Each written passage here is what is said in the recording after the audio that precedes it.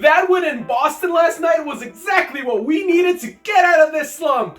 Now all we need to do is to continue building against Carolina tonight. You can't spell Canes without Natchez! With 4 points tonight, that'll get them to 30 and 17 games for a new franchise record! Stamkos double dips on the power play and LaRue gets his first NHL goal! You know, if the players had fun tonight, here's an idea. Try doing more of this moving forward. Congrats on hitting the empty net this time, Nashville! God, I miss Brock Besser. Normally, I would be more understanding about a loss after a 4-game winning streak, but getting shut out every single second night of a back-to-back so far this season is becoming a bit of an alarming pattern. Haha, try healthy scratching Zach Jones now, Lavi! Also, Igor better step it up because Quick is making that $11 million contract look very unnecessary right about now. You know who would have come in real handy in preventing the guy chasing Gretzky from dropping a hat trick on us? Oh, maybe just the goalie at the other end of the ice stopping 40 shots who, by the way, we traded away this summer! At 39 years young, Alex Ovechkin is 29 goals away from becoming the all-time leading goal scorer in NHL history! Forget the spring, he might get there by New Year's! He left the game with a lower leg injury. Yeah, even if it wasn't intentional, Jack McBain might need to go into witness protection after this game. Listen, maybe the refs wanted to help the Flyers on EJ's big night, but why did we get punished for their player causing the goalie interference? Makar should be walking out of here with a natural hat trick for Pete's sake! Well, we fought back in the third and Kolosov still looks pretty good, so I don't know. I didn't really see anything that would ruin my night for once. That's back-to-back games with a goal from Connor Gauthier as we hand Dallas its first loss at home this season! Yep, there it is. I could blame Robertson and Hintz for being way too passive tonight, but instead I think I'm just gonna blame Jerry Jones and the Cowboys like I do with everything else in my life. Haven't seen any action since Saturday, but I still wanted to come in and say screw Dallas for stealing the Sparks' #1 pick in the WNBA lottery! How did we get shut out by the team with the second most goals allowed in the league? Oh, I know! We stuck Jeff Skinner on the 4th line and not long refuses to take Corey Perry out of the top 6! 30 saves for Monty in his second shutout of the year! I guess the key for us to win really is just never play on a Tuesday ever again!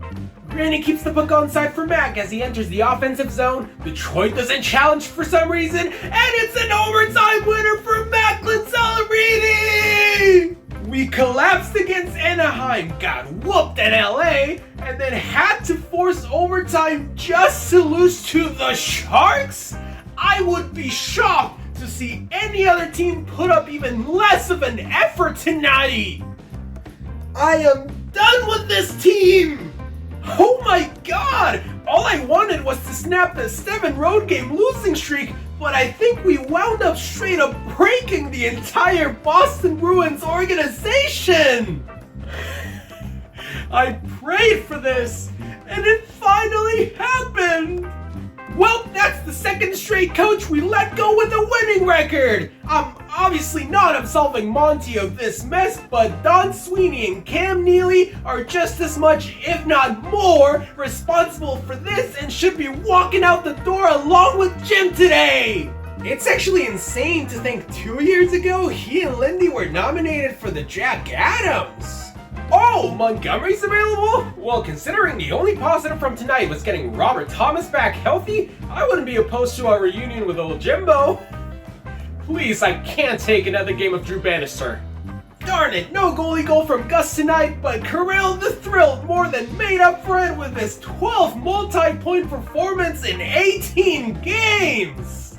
Can we fire our head coach too? Don't get me wrong, I know this roster is still gonna be bad, but I've gotten so used to blowing 2-goal leads that I just need to feel something again, man.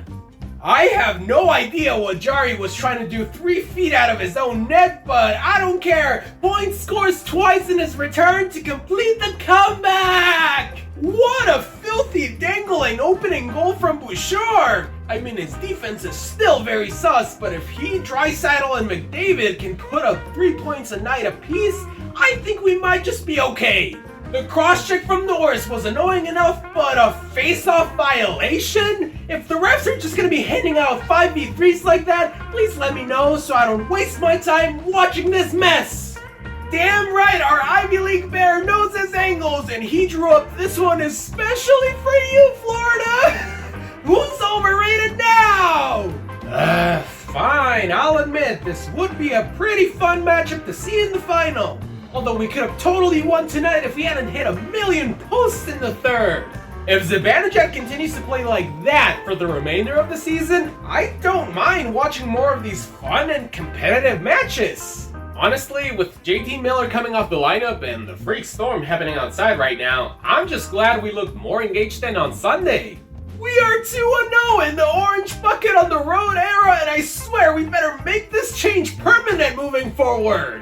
Still not crazy about moving Bedard to Dickinson's wing, but at least it got him out of that 3-game pointless streak and is now back on track to scoring about as many points as he did last year, which he got in about 14 fewer games than if he completes the full season this year. Of course, just another classic third period blown lead. Here's a fun fact. You want to know what's the one statistic we lead the NHL in? The goddamn loser points!